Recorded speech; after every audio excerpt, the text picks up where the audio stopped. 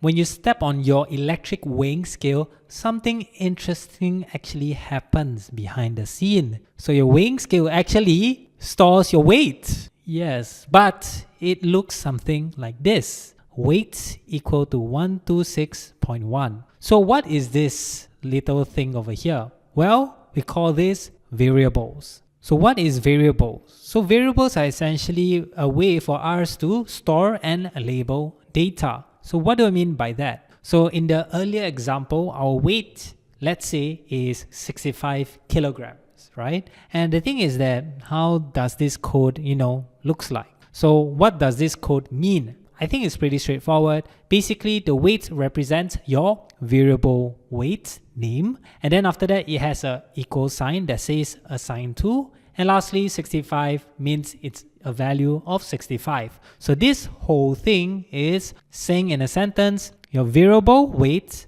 is assigned to the value 65. And what if suddenly you lost weight and your weight is now 60 on your weighing scale? So in this variable over here, instead of the value 65, it changes to the value 60. And variables value can vary or change over time. And if you see in the word variable, there is the word vary, which means change over time. So to visualize how it looks like, it essentially looks like a box. So you have your weight variable name, and inside this box, it has the value 65. So let's see if you're able to create a variable age and assign to value 24. So take out a piece of paper, your notebook, take out your pen and or pencil, and write down what do you think the code will look like if I were to create a variable age that is assigned to value 24. Pause this video to do it. Once you're done, you can unpause it. Alright, let's see if you got your answer correct. So for the variable age,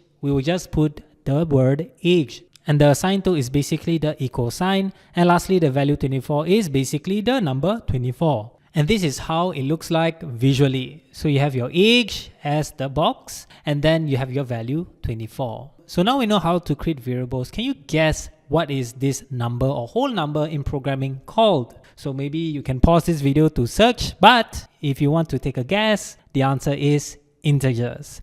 And a little bit about integers, fun fact is that integers are actually Latin for whole. Wow, that's a big brain moment right there. So integers essentially are whole numbers. But what about decimal numbers? Can you guess what it's called? Well, the decimal numbers is essentially called, you guessed it, floats. Okay, maybe you didn't guess it. So floats are essentially decimal numbers. Now you know even more about programming. Two big brains for you. Then what about text? What about text in programming? What is it called? So text in programming is called, if you guessed it correctly, it is strings. And a little bit of fun fact of strings is that text or sentences are essentially strings of letters. Three big brain right there. So let's create a variable that is assigned to a text, or my name, for example, Haris. So you can pause this video and think about how does the variable look like for a variable name assigned to the value Haris.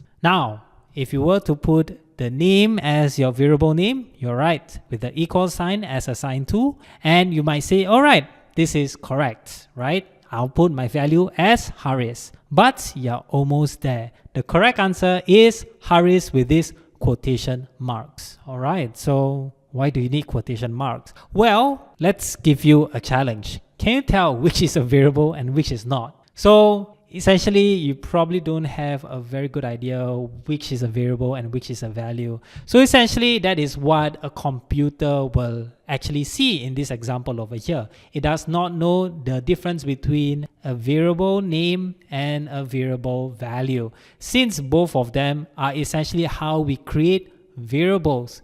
So in essence, computers are very direct, and what essentially will help us is to put the quotation mark. So right now, can you tell which is a variable and which is not? Essentially, as a computer, as what you see over here, now you know that the variable is on the left and the value is on the right, because we know that name with the quotation marks represents a value or a string. So this is where the name on the left is a variable and the name with the quotation marks is the value. So now you know how to create variables. Do you actually know when we use these variables in the real world or even real life? So for example, a simple login page. You have to enter the username and you have to enter the password. So you put in the username as HariSexy123. That is definitely very, very true.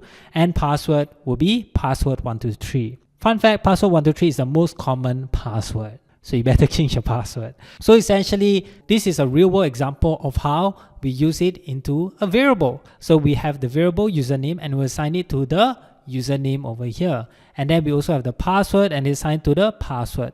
But there is actually an error. Can you guess? As you can see, where is the variable name and where is the variable value? So we are missing the quotation marks. So you have to be careful in terms of what you put in terms of your variables. Then if you were to add in, for example, another username like Bala123 and password 123 Bala, essentially the variable has changed its value to Bala123 and the password to 123 Bala. So if you remember earlier, variables value changes over time according to the user itself. So another example is if you were to go into an app and then during the first few screens, they probably ask you when is your birthday. So you actually put in your real birthday, right? So you put in that you were born on the day of 10, the month of 10, which is October, and then maybe 1910. Conveniently easy to add in. So this will essentially be set to their own variables, which is day will be assigned to the value 10,